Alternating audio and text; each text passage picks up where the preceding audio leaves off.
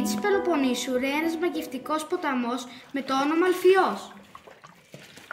Σύμφωνα με την αρχαία ελληνική μυθολογία, ο Αλφιός ήταν ένας θεός.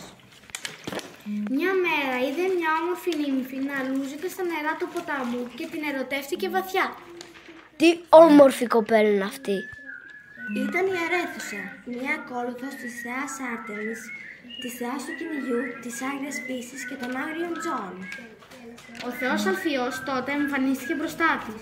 Γεια σου κούκλα μου, ποια είσαι, δεν σε έχω δει στα μέρη μας. Είμαι η Αρέθουσα, εσύ ποιος είσαι? Είμαι ο Αλφιός. Δήλωσε την αγάπη του για εκείνη, ελπίζοντας ότι θα ανταποκριθεί στα συναισθήματά του. Θες να πάμε για καφέ? Ωστόσο, η Αρέθουσα που ήταν αφοσιωμένη στη θεά Άρτεμη, απέρριψε τις προσεγγίσεις του Αλφιού. Πάρε κουτάλι. Γιατί? Γιατί πώς θα φας τη χιλόπιτα? Θυμωμένος από την αρνητική απάντηση της Αρέθουσας, ο Αλφιός την κυνήγησε μέσα από τα δάση και τα βουνά της Πελοποννήσου. Αρέθουσα, στάσου, να σου πω τι καμάριμαι εγώ.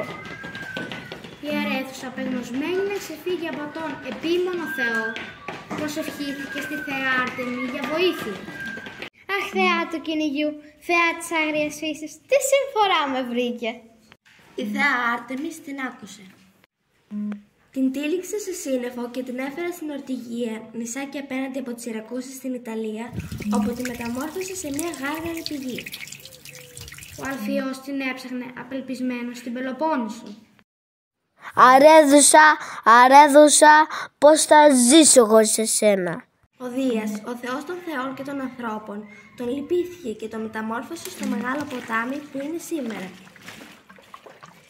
Τότε διέσχισε το Ιόνιο Πέλαγος και έφτασε στις Σιρακούσες, όπου και εκεί ενώθηκε με τα νερά της Αρέθουσας. Hello! Λέγεται πως μέχρι και σήμερα τα νερά του ποταμού Αλφιού και της πηγής Αρέθουσας παραμένουν συνδεδεμένα μέσω ενός δικτύου υπόγειων διαδρόμων.